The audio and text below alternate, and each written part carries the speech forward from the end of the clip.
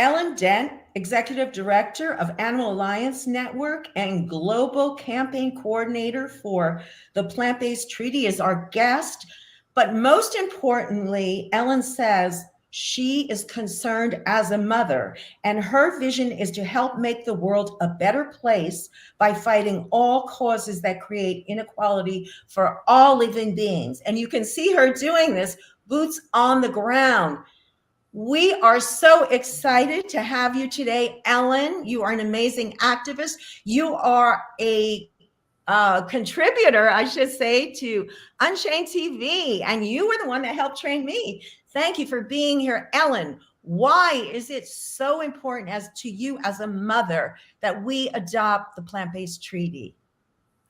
Because I truly believe that plant-based is the future. This is how we have a future that's worth living on this planet for our children, for all other animals. Literally all life on this planet is depending on people to get educated, to find out, more information about why it is so necessary for us to not only eat plant-based, but also live plant-based lifestyles and live in harmony with nature. So I believe it's so important that people learn more about the Plant-Based Treaty. Go to plantbasedtreaty.org. Please endorse it. We need every individual. We need every business. We need every government to endorse the Plant-Based Treaty and, help us make the future brighter for everyone. Yes. And let's just talk a little bit real quickly, because the first time I heard about endorsing the Plant-Based Treaty, I was a little confused, like, how can I, as a citizen or a business, so explain that just a little bit, how you endorse? Well, you just go online. It literally takes a minute to go on there and put your email address in. We'll give you updates from the newsletter, and you can read the Plant-Based Treaty there and the principles of the Plant-Based Treaty.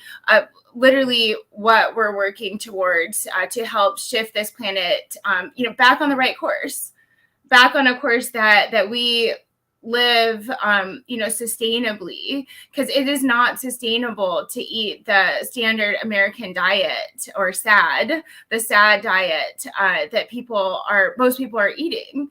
We need to shift away from that. We need to shift towards plant-based. And there's so many documentaries, there's so many different publications that are showing us that we can do this. And one of those very important reports that just came out is the Safe and Just report, which was released during COP28 with our team that was in Dubai, lobbying for plant-based transitions at the very highest levels and trying to tell the world, literally screaming to the world outside of, the center that they were at COP28 at that conference, and telling the world that we need to shift to plant-based food systems. And you can see what you have on the screen is actually the vegan donut economics, which shows us, it gives us a guide to achieve this harmony with nature. And it starts in the middle, and it's really small, but you can see like all of the different demands that need to be met in order to reach the principles. So for example, no land use change, that's part of relinquish, which is R1. So you ban live exports.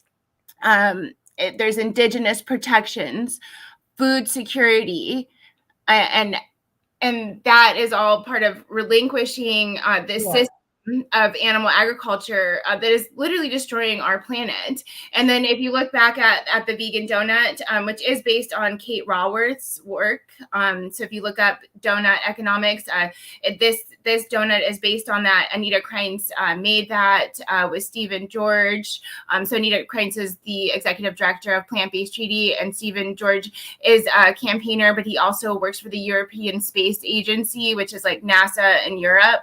And they're actually going to be presenting this much better than I can on this show. And I won't go into You're doing great. You're doing well. You're doing Let's slow down for a second and unpack some of this, because we've covered a lot of information. I just want to make sure the audience isn't missing anything. And the main point we want to talk about is right now, today going on is vegan Convergence of the People. VCOP 16 is going on right now, and you go to plantbasedtreaty.org and you can learn all about this and all the information. And I think also the other important point that you were making when you were naming some of those people is this is all based on scientific evidence. This is not pie in the sky. And it is painting a pretty scary picture. I think one of the things people can do for sure is to download. If you go to, correct me, Ellen, where do they find this? So the vegan donut economy, there is a white paper. Can you tell where they can find that? So let's just put that out there. Absolutely. If you type in vegan donut economics, the link will pop up for plantbasedtreaty.org/vegan donut economics. And that's where you can download the 99-page report. There's also an executive summary of that report that's, a lot easier to read first before you dive in. And so you can, get the gist of, this framework that we can follow in order to make a plant-based world. A vegan world, whatever you want to call it, but literally shaping our futures on this planet.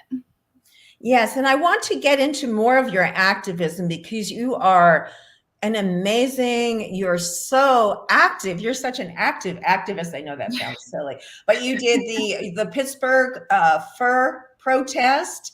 That was a big thing. You got in the news. Do you want to let's run that little clip there? And we can talk about that on the other end of it. Protesters demanding a local business close its doors. It comes as Pittsburgh city leaders put a controversial bill on hold, this involving the sale of fur. Channel 11's Talia Kirkland heard from the owners who say they've been open for more than a century and they don't plan on closing anytime soon. After council tabled a proposal to ban fur sale in the city, a small but loud group gathered outside of the only fur shop downtown to shut it down. Stop the torture! Stop the ban! This is what it looked like outside of Carl W. Herman Fur Shop this afternoon, just a few days after the city council tabled a bill to ban fur sales in the city. This is the last furrier. There used to be several furriers on this block. This is the last one holding out. An animal rights group holding signs and chanting,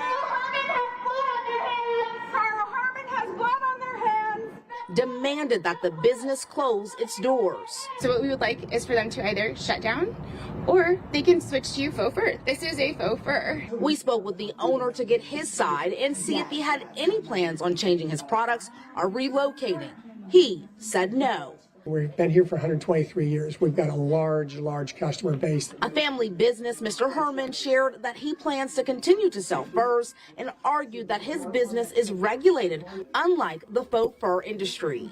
We're regulated by the federal, state, and local levels to the proper way to care for the animals. Protesters disagree. There's so much animal cruelty that happens on fur farms. 100 million animals are killed every year for fur.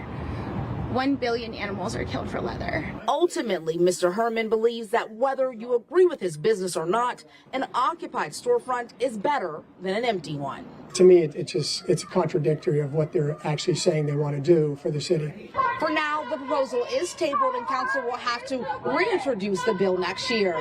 In downtown Pittsburgh, I'm Tera Kirkland, Channel 11 News.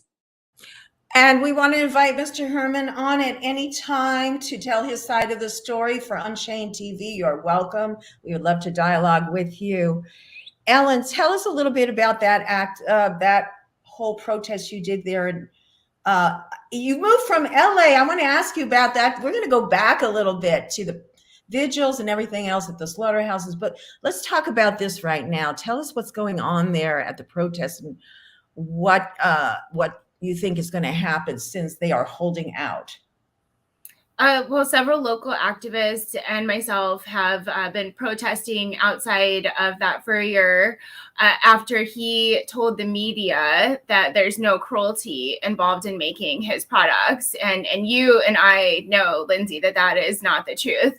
So just to kind of rewind a little bit, there was a fur ban that was on the agenda for Pittsburgh City Council, and it ended up being tabled, which means that it will need to be reintroduced next year. That's what we're hoping to, put some pressure on that particular ban to be reintroduced next year or this year, this year, now 2024. So we're talking 2023, it was tabled. Now it needs to be reintroduced in 2024. And we're hoping to, gain some public support to do that. And when we're out there, so many people pass by and root us on, and they say it is so hard to walk by this store because there's so much just awful cruelty just hanging on the racks in there. And for him to say that there's no animal cruelty involved and that there's all of these regulations that do not exist. Yes, we have not been able to find a single regulation for animal welfare for these animals. So yeah, and we've researched and we've looked, and a lot of these furs are sourced, from other countries. And when you see the videos from other countries, I mean, we're talking a level of cruelty that is, it's unspeakable. It's unspeakable. It's unfathomable what these animals go through. A lot of times they live in these tiny cages, these mesh cages, and they never actually get to touch the ground. So they're walking on mesh for their whole short lives in these places while they try to overfeed them and stretch out their, fur coats. But it can take anywhere from 15 to 200 animals to make a fur, depending on the size of the fur, depending on the size of the animal. And I mean, I can't think of anything more vile than wearing a literal graveyard of other, animals' skins and fur. Well, it seems to be on its way out. So again, we have nothing against this individual. These are furriers all over selling fur. It's the same situation where how could they possibly make these kinds of claims when people have gone undercover, there's documentation. So again, we invite him on at any time to give his side of the story. And I want to move on now to a really exciting thing with the mayor of New York. So this picture here, we see someone holding a citation. Do you want to go into that a little bit, Ellen? Yes, absolutely. That is the lovely Mariana, who's the lead coordinator for our video and graphics team with PlantBased Treaty and Animal Save Movement. And she is holding up a proclamation from the New York mayor, Mayor Adams, and he, supports our efforts with the Plant-Based Treaty and made a proclamation in support of Plant-Based Treaty Day, which was September 17th. And we held a food giveaway outside of the United Nations and handed out food to people that were there for the Sustainable Development Goals Summit. And it was just absolutely wonderful. We had food that was, given to us at a discounted rate from a couple of the vegan businesses in the area. And so we handed out pizza from Screamer's Pizza, and we also handed out vegan donuts. And, people loved it. It was absolutely wonderful. They got a lot of information. We made a lot of contacts there. And we really appreciate the support from the New York City mayor. And we're hoping in the future that the city of New York will endorse the Plant-Based Treaty just like LA has. They're already implementing so many wonderful plant-based initiatives there, from the schools to the hospitals, working with Greener by Default to make plant-based the default, which it should be everywhere. Right. It's so exciting. And his story is pretty amazing. He was diagnosed and on the way to being very, very, maybe possibly losing his vision, and adopted the Plant-Based Treaty. He also speaks of, I've heard him speak of his mother getting off her medication as well when she adopted a plant-based diet. So it doesn't matter what age you are. And if we could get the two major cities in the world to adopt the Plant-Based Treaty, imagine how powerful that would be. So thanks so much for all you're doing. We have a special surprise guest coming on today, which we're going to talk about a little bit later. But I do want to remind everybody, if you haven't yet downloaded the app, Unchained TV, it's the free streaming network. We have amazing programming. We have Home with the Jenners, a hit show going on right now, and it's got press all over the place. And I think, what magazine, Jane's going to kill me, but it was just in a major publication, and it's amazing. So you guys have to tune into all the shows where you get all this sort of wonderful information. So Ellen, this is a really heartbreaking part, and this is where I look at you as my hero, because I know that you were at vigils at slaughterhouses every single week, many times, and organizing these and being very active in the animal save movement. So let's talk a little bit about your work, and maybe we can bring up the save movement and some information about that as well. Can you do that? Yeah, absolutely. Well, in Los Angeles, so right now I live near Pittsburgh, but when I lived in Los Angeles, we had a vigil there for the pigs outside of the largest slaughterhouse in the Southwest, which is now formerly the largest slaughterhouse in the Southwest because it is currently being demolished. And we are watching it, me remotely, but other activists are seeing it demolished in person right now. But since 2016, Animal Save Movement with LA Animal Save and our group in 2017 have been holding vigils outside of the slaughterhouse and watching thousands of pigs being transported to their deaths there. And what we would do is a truck would pull up full of these individuals, and we would do something that's called bearing witness. And what that means is that instead of looking away from, someone in their time of need, you come closer. You look, you come closer, you come as close as you can, and you try to offer them any comfort that you can. So what we would do was give them water because they had been on the road for several hours, a lot of times in extreme heat. And we would give them water and try to comfort them in any way we can, whether that was a touch on the snout. And oftentimes they would just want that, tender moment with us. They wouldn't even drink water. They just, were bewildered by these humans that were being kind to them after living this, lifetime of cruelty. And they're only 4 to 6 months old. So we're talking piglets. They're genetically, modified to grow very large, very fast. And they're babies. And we would be out there for them to show the world what was happening to them and shine a light into this darkness that animal agriculture did not want the world to see. Right. And again, just being there and bearing witness, it was probably such an experience for you. I remember the times I went, everyone was so supportive of each other.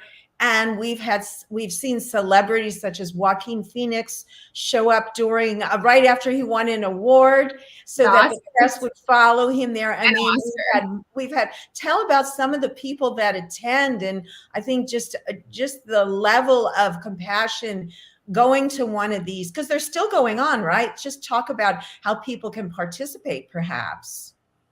We'll find a vigil near you. The ones at Farmer John are done. We held our 5 final vigils last year in January and February. February 1st was the last day that we saw these individuals, the piglets, being transported into the slaughterhouse. And but there are, several groups around the world that are doing the same vigils outside of slaughterhouses, outside of live markets. So there's a good chance that there's one that is close enough to you.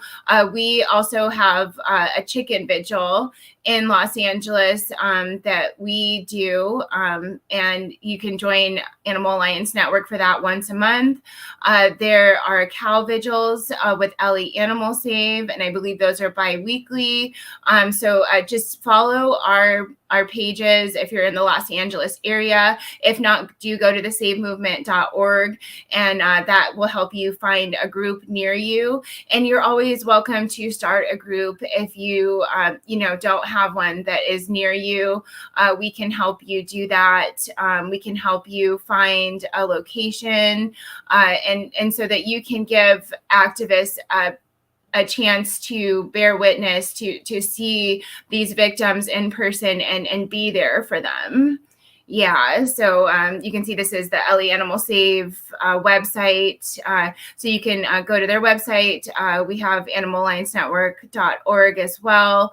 But the best way to find our events is online on our Instagram and Facebook pages, where we will advertise that we can or promote the events that are in town. And we have other events other than Vigils as well. We do tabling opportunities, veg fests, so lots of different diversified events in Los Angeles, where, I believe there's just such a wonderful vegan community, so many wonderful people who care, who come out and are present and are trying to help make this world a better place. And it's so great to have that community. I mean, we all need that. And a lot of people need support that want to go vegan. They don't know how to go vegan. So when they come to these events and meet other vegans, there's usually always food at the events. And it's a great time. I want to show your website as well here. Let me see what's going on, why I'm not able to do that. For the Animal Save, let me just see if I can bring Animal Alliance Network, sorry. I want to bring that one up as well. So let me do that real quick and bring it on the screen. So here's where people can come, as you were saying. I just want to put a face on it, for education, awareness, and outreach. And also the monthly chicken vigils, if you're in the LA area, everything's listed. We see Cesar. We don't want to forget to mention Cesar. Now, what is his role? I know he's very, very active with the PlantBased Treaty and et cetera. Can you just go into that for a moment? Yeah, he's the main organizer in Los Angeles. He's the co-director of Animal Alliance Network. We are a 501c3 nonprofit, and he helps coordinate everything that is in Los Angeles now, especially now that I live in Pennsylvania. So I work mostly behind the scenes, just handling administrative work and supplies. And he's the one who's out there, in the streets, making sure that these events happen. So very important role. We also have Sergio Pinedo, who organizes with us and LA Animal Save, and you will see him at every vigil. I don't think there was a single vigil outside of Farmer John that I did not see him. And so he's an amazing, amazing activist. So I wouldn't want to not mention him. Right. Let me just ask too, just out of my own curiosity, at the chicken vigils, I know at the pig vigils, they give water. We give water to the pigs. Now, what happens, the chicken vigil, what happens there? Well, the truck will pull up, full of what I like to say are pallets of chickens in tiny cages. And, it's very hard to see them, crammed in these tiny cages where they really can't stand up, and a lot of them are broken. A lot, can be, deceased by the time they get there.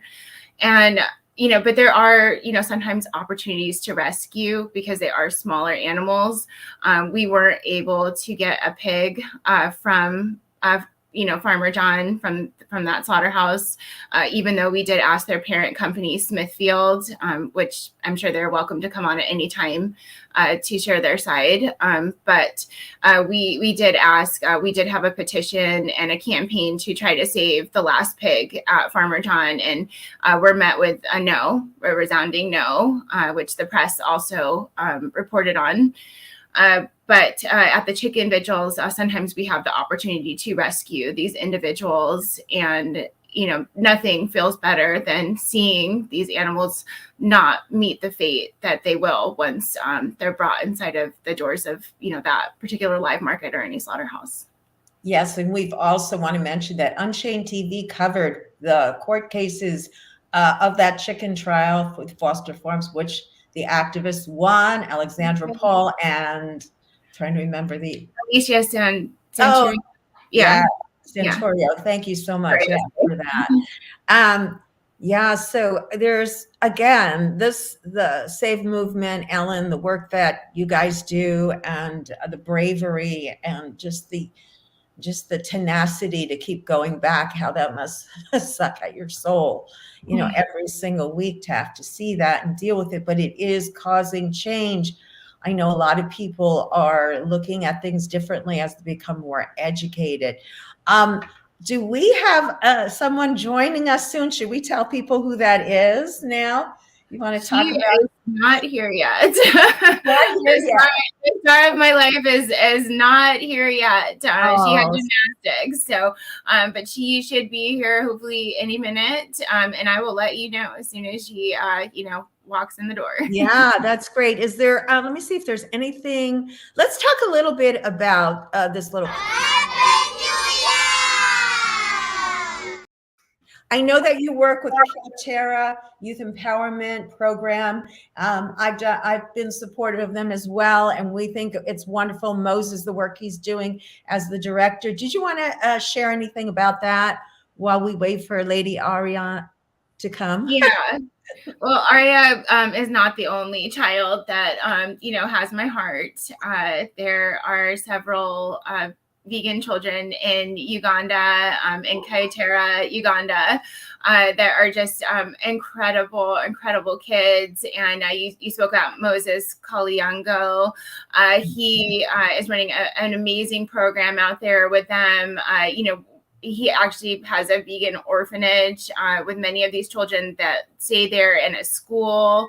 And we adopted a family of orphans that he came across in the village as well, and made sure that they got the medical treatment they needed. So Animal Alliance Network helped take care of them and made sure they got medical treatment and food. And we actually found their closest adult relative, and now they're no longer orphans. Right. So their aunt is taking care of them.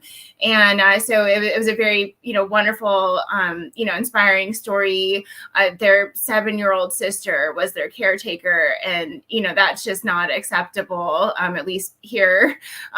So we wanted to make sure that they were taken care of, and now they're doing much better, and they're in school. And Moses is actually doing really incredible work with PlantBased Treaty. They just started a Tera climate save chapter there, and they're running a plant-based treaty campaign there, and we're hoping to have some really amazing news to announce to the world, but they are working on a Tera district endorsement, and we are just confirming that, but it is looking very, very good. Wouldn't that be wonderful if they endorse the plant-based treaty? That'd be so amazing. Wow, it's just the good news is spreading across. We want to remind people again to go today onto climatehealers.org to continue to watch. If you started off here, we want you to go there and not plantbasedtreaty.org. I'm just looking. climatehealers.org. Climate Healers. Did I put that up? No, I said the wrong thing. Yeah. I'll put that up right now for people that want to go there. Climate Healers. Yeah, so it is going on right now. And there are all sorts of speakers that you can really learn a lot. And if you're an activist, you will get the information you need to be able to win the arguments, that some of the arguments that people put out there. What are some of the things that you come across a lot? Ellen, you do a lot of activism, boots on the ground. What are some of the things, the misconceptions or the pushback that you get? I'm just curious. I think it's pretty much the same misconceptions that people hear. There's a lot of people that always ask about protein. Always asking about protein. They think that they need to eat animal products in order to get protein. A lot of people don't realize that we don't need as much protein as we, are intaking too.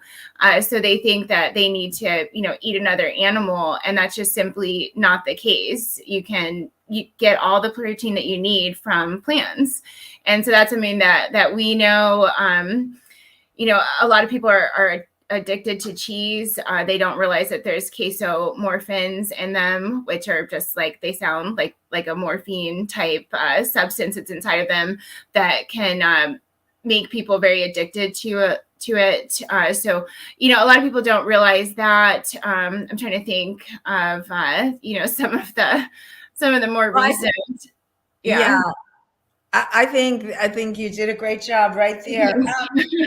I don't want to put you on the spot. So, Ellen, how did you get involved? What is your story of how, did you start off a vegan, or were you, at what age did you become vegan, and how did that all come about? We'll talk a little more about you. Well, I didn't start off as a vegan, but when I was younger, I would not eat any flesh off a bone. So I think I was, kind of pre-vegan in that sense, without knowing it. I did not like eating meat. I avoided it whenever I could. But, like most children, your parents are in charge of what you eat. And so I had to eat what they gave me, but I absolutely refused to eat any flesh off a bone. And when I was about 13 to 16, I did go vegetarian for a while. I just couldn't stand, flesh. We don't call it meat. It is flesh, just like we have flesh on our bones. People are consuming the flesh from other creatures. And so I stopped eating meat then. I didn't really know what I was doing. I didn't know how to supplement. A lot of people, they don't realize that, you can get all of these nutrients that you need by supplementing. So I take supplements like B12 and D3, and these are still supplements that people should take no matter what their diet is. But these are the supplements that can really help people thrive even further on a plant-based diet, which we know that people thrive on plant-based diets, and that it creates longevity in their lives. And, it's just all around the most wonderful thing that you can do for your body, for the body of other animals. Yeah, for the body of other animals, for the planet, which is what we're, talking about mostly today, is about, the sustainability of being on a plant-based diet. So I did have a stint of vegetarianism, I'll say, from 13 to 16. And then when I was about 21, I stopped eating pigs. I just, I was like, I like pigs. I don't know why I'm eating this. I don't enjoy this. And I stopped, then shortly after I stopped eating cows. So I just, got rid of what they call like red meat, red flesh. And then when I was 25, I was eating, I think like, a chicken salad, chicken flesh salad, sandwich or something. And I, came across a bone chip, and I was disgusted. Just immediately disgusted. Anytime I came across a piece of gristle or a bone chip, the meal was over for me. And I was disgusted by that. And I talked to one of my friends, and she was like, I don't eat that. I just eat, sea animals. And I was like, wow, well, maybe I could do that instead. So I was pescatarian for, I'd say, probably another 8 years after that. And then I moved in with a vegan, and I decided that it would be easier for us to both eat vegan food. And, he helped me stop eating other animal products. I remember distinctly a moment when I was cooking, eggs, and I, scrambling eggs. He came up behind me, and he was like, embryos. And I literally couldn't eat them, and didn't eat the rest of the pack. Once you know what something is and where it comes from, and you make that connection, it makes it so much harder to eat that. And that's why we had the vigils. I would say I didn't get really serious about my veganism until I attended that first pig vigil in August of 2017 and saw the victims of animal agriculture in person, until I looked into those holes on those trucks, because you see these trucks going by and you just figure they're going to the next happy farm, and people don't realize that these are not happy farms. They are concentrated animal feeding operations, CAFOs, so that, that's like 99% of the flesh that you'll see at the supermarket comes from these places where these, poor pigs that you see here live in a warehouse. They're not out frolicking in the fields. Don't let them paint this lie for you. They live in a warehouse that may not even have windows. So they never get to see the outside world until they are ushered onto these trucks, and they are terrified. They are absolutely 100% terrified. And, see, the sunlight for the first time on these trucks, and they pull up to the slaughterhouse, and they're thirsty, they're hungry, they're tired. A lot of them have just, you can tell their spirits are broken. And when I saw that, I realized that this was so much more than a diet. This was, the principle of, doing what is right. And so I kept showing up and coming out there with my water sprayer every a couple weeks, because they were every couple weeks at that time, and they were run, by a different organization. And when that organization, practically fell apart, we started Animal Alliance Network to still be able to give activists that opportunity to see the pigs, to see these individuals, on a Wednesday, and come out and see it in person, because it's so different to see it in person than it is, to see it in a video. Like when you're there, you smell and you actually connect with these individuals. So that's when I started taking veganism seriously. And then I watched documentaries like Earthlings and What the Health, and I think one was called like Food Inc. and it just Rotten. Like there's all these documentaries from back then that I watched, and I was just like, my eyes just got bigger and bigger and bigger, just realizing that this was so much more. And then I started working with Unchained TV. Yeah. After I started working with Unchained TV, so I was writing articles for Jane, and it was just all of this knowledge that I learned about what was happening to our planet, what was happening to our health. There's just so many other aspects other than just I'm eating vegan food. I want to change direction just a little bit, because we're going to have Arya here soon. We're hoping. Yeah. And I just wanted to ask you, as a mother, again, a concerned mother, perhaps a vegan mother, or someone is contemplating or thinking of going vegan, Mm-hmm. What can you do to influence your schools? Like, where do they start if they want to influence their schools, which for many children, at the lunch they have at school is their main meal? And how do they begin in their community to get that rolling? I know it's a big question, but or what would you do? Let's put it that way. If you're starting from scratch, how would you approach it? Feel free to reach out to us with PlantBased Treaty. We do have guides for early childhood education, and even at the university level. So all the way from preschool to college, university level, we have guides that show how beneficial it is to transition to plant-based. So definitely go to plantbasedtreaty.org and check out those guides. Educate yourself. Feel free to reach out to PlantBased Treaty for help. I might even be the person that's assigned to help you.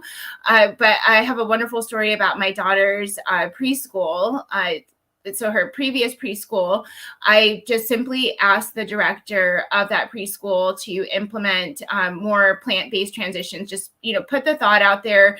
I thought it would be so wonderful, so much more inclusive. It would be so much better for the children's health.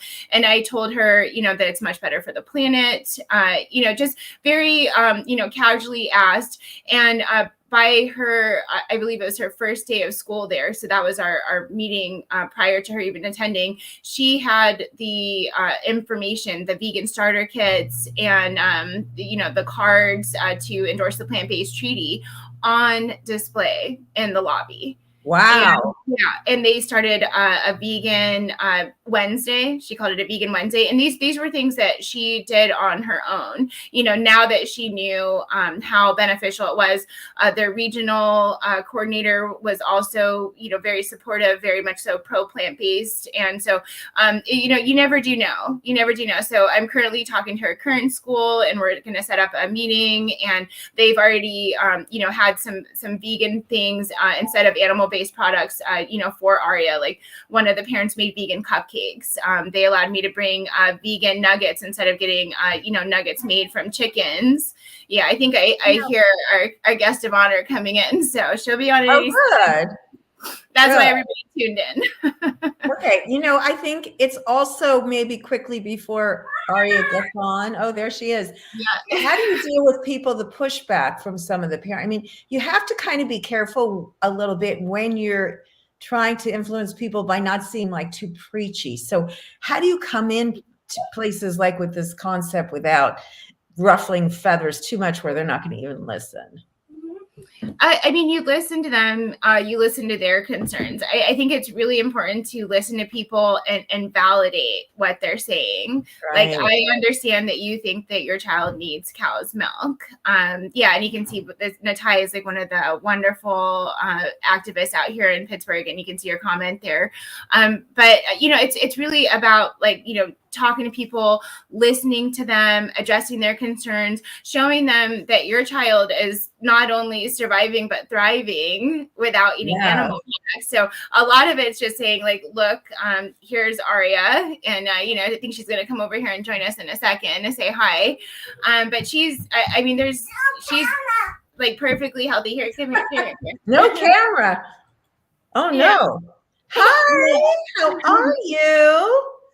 Say hi, Lindsay. Aria, do you remember me when you came to my house and you were boogalooing by the pool? Yeah.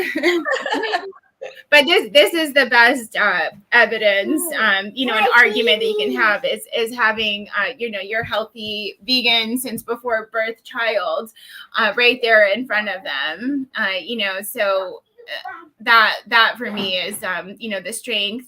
And even her friends have been eating less animal products since, they've been hanging out with her. So a lot of it's, just having that influence, like showing people, because people don't know. You have to remember that we didn't know at one point about veganism. Most people were not born vegan. Most people were not born with this information. They were not that fortunate. But now that we do know, we have the power to change, and we have the power to influence others to change and ask them. It is an ask. You cannot demand it of other people. You need to ask them. And you have to have patience too, right? Mm-hmm. And yeah. Sometimes people slide back, but that doesn't mean they will quit if you give them the encouragement to continue. And I always tell people, if you fall down, just get right back up and start again. You haven't failed until you quit, and it's really important. So, Aria, she has gotten involved with you in going to some protests and stuff. Do you want to talk about that a little bit before we wrap up? Yeah, absolutely. So Aria has actually been attending pig vigils since she was 3.5 months old. Wow. And when she was about 2 years old and could actually carry one of like the little water sprayers, she would say, my sprayer.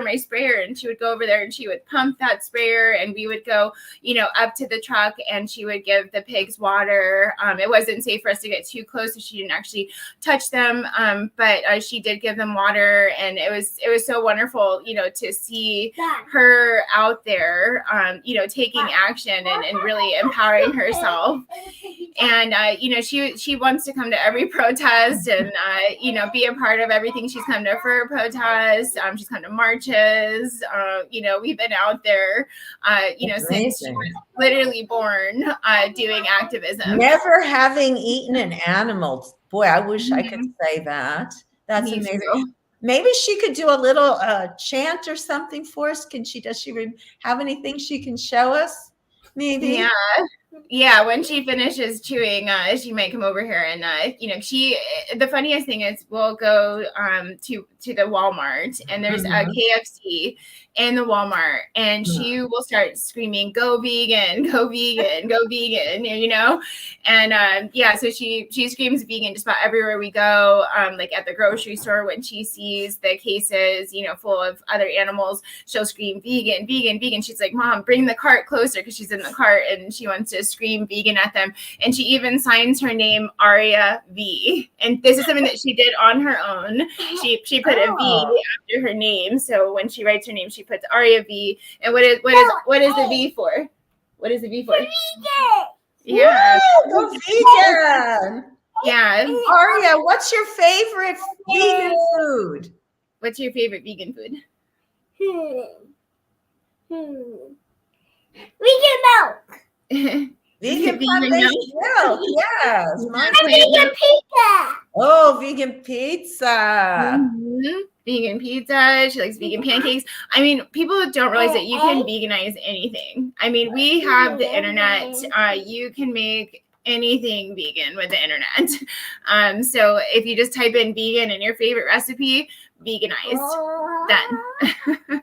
Well, to all those people that say, "Oh, I go vegan," you can't go vegan long term. It'll make you sick. We have evidence. Myself, I've been vegan for 16 years now. Well, vegetarian and vegan, but vegan for almost 10. And Aria from birth, look how beautiful and healthy she is. So for the naysayers, right there, we have evidence in the flesh. And then V. And the big V, go vegan. Everybody go vegan. Yeah, it literally makes your life happier and healthy. You know, when you choose peace, when you choose to make plants your medicine, you extend your life as much as it can possibly be extended. And there's documentaries that talk about, you know, people that live in these areas called blue zones, where they eat mostly, you know, plant-based diets there, and they're living over 100 years. The most centenarians are concentrated in these places where they, you know, eat plant-based, and there's a reason for that. So if people want to live longer and live a better quality of life and not, you know, have to suffer from heart disease, diabetes, cancer, Alzheimer's, you know, all of these, you know, different ailments that are correlated scientifically to an animal-based diet. You know, this can all be avoided. Yeah. Weight loss, which contributes to a lot of diseases. So it's all just getting your body back in balance and getting your mind, the compassion. And hear this, I've been vegan for a year and I love it. That's great. Yeah. Go vegan. Yes, go vegan. Yes, Endorse the plant-based treaty. I'm the plant-based treaty.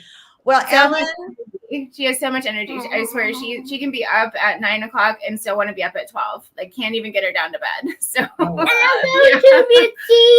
yeah, go to the museum. Casey says, eat plants, not animals. Save animals, save the planet, save yourself. That's right. And live longer and be happy. It's new to me and I'm learning more every day. That's great. Just keep at it. Buddha Mike, I'm sure you will do amazing. And, and Casey is one of the amazing activists out here. She was actually out there with me yesterday at our last fur protest. So she's absolutely incredible. Drives an hour and a half with her husband, Travis, just to be out there for the animals. So, you know, we have a lot of good people out there that go, you know, well out of their way, you know, to help make this world a better place for all animals.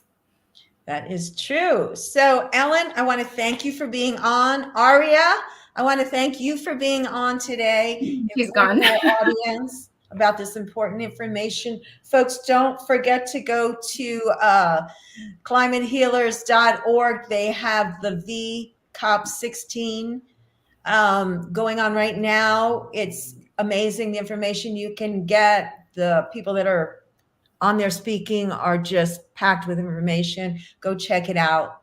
And Ellen, again, thanks for being on. And I'm sure I'll see you soon at our next vegan adventure. Absolutely. Thank you all for tuning in and listening, and get out there, get educated, take action. Being vegan is great. Being vegan should be enough, but, you know, get out there and, you know, speak to people and tell people and ask them to also, you know, make this transition. Absolutely. We have to be vegan evangelists, right? Yeah. Get out there. And if you want a better world, go make it better, you know, in any way that you can. All right. Well, thank you for watching, folks. We've had a great audience today making comments. Thank you for the support. Please share this out and we will see you next time. Thanks for watching. Bye. Bye.